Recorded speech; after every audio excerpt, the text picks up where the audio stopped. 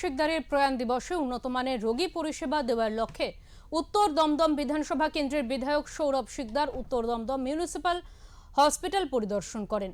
হাসপাতালের কী ধরনের সমস্যা রয়েছে, হাসপাতাল আরও উন্নত পরিষেবা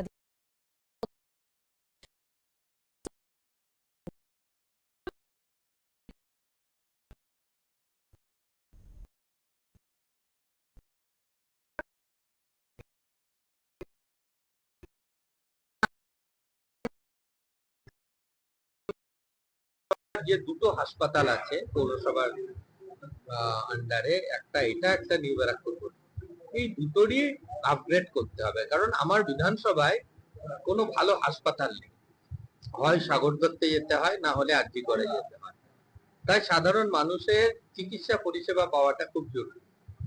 আজকে আমি ম্যাডামের সাথে কথা বললাম যাতে, এবং আমি একটা পরিকল্পনা দিতে বলেছি যাতে সার্বিকভাবে, মানে একটা দুটো প্রবলেম মানুষের ওইভাবে ঠিক আমি কাজ করতে অভ্যস্ত নই, সার্বিকভাবে কিভাবে হাসপাতালটা আপগ্রেড করা যায়, হাসপাতালের পরিষেবা উন্নত করা যায়, পরিষেবা বাড়ানো যায়, বেডের সংখ্যা যদি বাড়ানোর কোনো স্কোপ থাকে, তো সব মিলিয়ে একটা যদি একটা প্রপোজাল পাওয়া যায় তাহলে সেটা আমি যথাস্থানে সেটা দিয়ে আমি সেটা যাতে হয় তার চেষ্টা করি।